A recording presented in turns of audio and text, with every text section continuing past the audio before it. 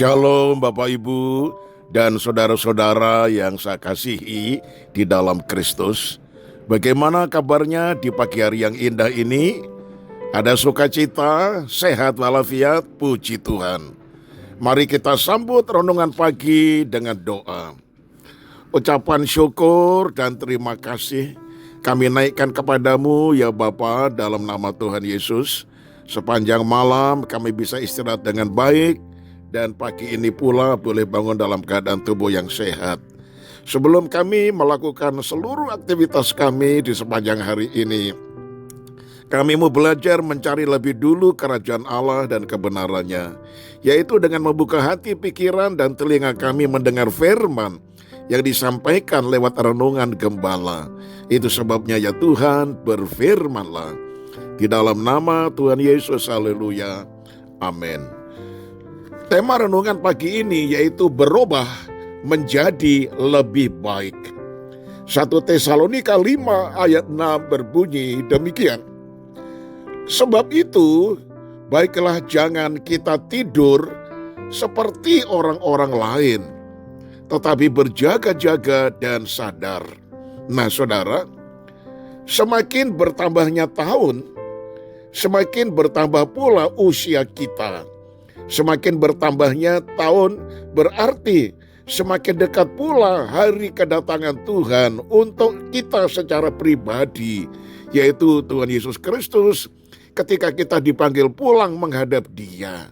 Tetapi juga kedatangan Kristus yang kedua kali, di mana Dia datang di awan-awan ketika para malaikat membunyikan sangkakala, lalu terjadi pengangkatan pertama-tama bagi orang yang sudah meninggal di dalam Tuhan, kuburannya terbuka, Tuhan akan membangkitkan kembali, lalu bertemu Tuhan di udara. Dan kalau kita masih hidup di saat itu, dengan sekejap mata kita diubahkan menjadi tubuh kebangkitan, bertemu dengan Tuhan Yesus di udara.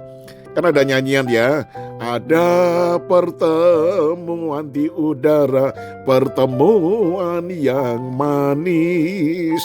Saya rindu bertemu kau di sana, jauh di udara. Nah, ini nyanyian sangat beken sekali bukan? Dan itu bukan sekedar nyanyian, tetapi itu diambil dari Alkitab. Haleluya.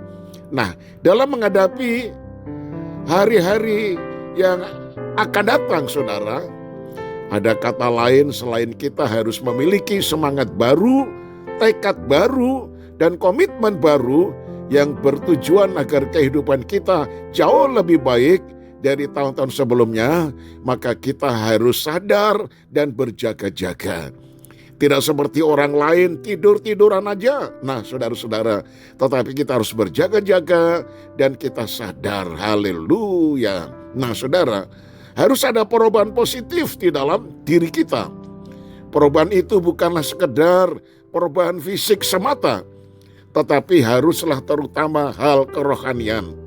Kalau tahun lalu kita malas dan ogah-ogahan melayani Tuhan, maka di tahun 2025 ini saudara, kita harus lebih bertekad untuk bersungguh-sungguh lagi melayani Tuhan. Dikatakan Roma 12 ayat 11, janganlah hendaknya kerajinanmu kendor, biarlah rohmu menyala-nyala dan layanilah Tuhan. Lalu 1 Korintus 15 ayat 58, sebab dalam persekutuan dengan Tuhan jerih payahmu tidak sia-sia. Haleluya. Nah saudara, kalau di waktu lalu kita sayang dan selalu hitung-hitungan bila hendak menabur untuk pekerjaan Tuhan, di tahun ini kita harus berkomitmen memberi yang terbaik. Dikatakan Amsal 3 ayat 9 dan 10, dengan hartamu dan dengan hasil pertama dari segala penghasilanmu, maka lumbung-lumbungmu akan diisi penuh sampai melimpah-limpah, dan bejana pemerahanmu akan meluap dengan air buah anggurnya. Haleluya. Nah saudara, hidup adalah perubahan. Kalau dulu kita melakukan banyak kesalahan, seharusnya di tahun ini kita belajar untuk tidak mengulangi kesalahan tersebut. Kalau dahulu mudah sekali melihat kekurangan orang lain dan suka menghakimi, kini belajar untuk selalu mengoreksi diri kita sendiri. Dikatakan Galatia 6 ayat yang keempat, baiklah tiap-tiap orang menguji pekerjaannya sendiri, maka ia boleh bermegah melihat keadaannya sendiri dan bukan melihat keadaan orang lain. Nah saudara, adalah mustahil kita berubah jika tidak ada kemauan untuk berubah dan tidak mau membayar harga. Hidup kita akan berbuah bila kita mau diajar, dibentuk, dan dipimpin oleh Roh Kudus. Saat kita dipimpin oleh Roh Kudus, kita akan dimampukan untuk tidak lagi hidup dalam kedagingan. Efesus 5 ayat 18 berkata, dan janganlah kamu mabok oleh anggur, karena anggur menimbulkan hawa nafsu, tetapi hendaklah kamu penuh dengan roh. Saya tutup dengan kalimat ini, hidup kita akan jauh lebih baik bila kita mau dipimpin oleh Roh Kudus setiap hari. Haleluya. Kita satu di dalam doa. Firman-Mu menegaskan kepada kami ya Tuhan, supaya hidup kami ini mengalami perubahan. Nah, kami sadar ya Tuhan, kalau kami dahulu masih bermalas-malasan ikut Tuhan, melayani Tuhan, berkorban untuk pelayanan-Mu, maka kini kami tidak seperti itu. Karena di dalam Kristus kami adalah ciptaan yang baru. Kami sudah meninggalkan cara hidup kami yang lama. Dan hidup kami ini kami serahkan di dalam naungan Tuhan. Kiranya Tuhan menggembalakan kami, menuntun kami kepada jalan kebenaran-Mu. Terima kasih banyak Bapa. Kami serahkan seluruh kehidupan kami, keluarga kami, apa yang kami kerjakan yaitu pekerjaan bisnis kami.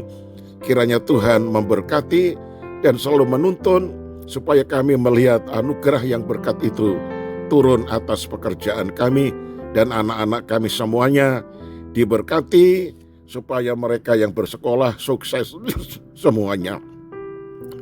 Terima kasih banyak Bapa. Kami doakan seluruh jemaat-Mu, jaga lindungi pelihara, yang sakit Tuhan jamah dan sembuhkan. Inilah doa yang kami sudah panjatkan demi nama Tuhan Yesus Kristus, Tuhan dan Juru Selamat kami. Haleluya.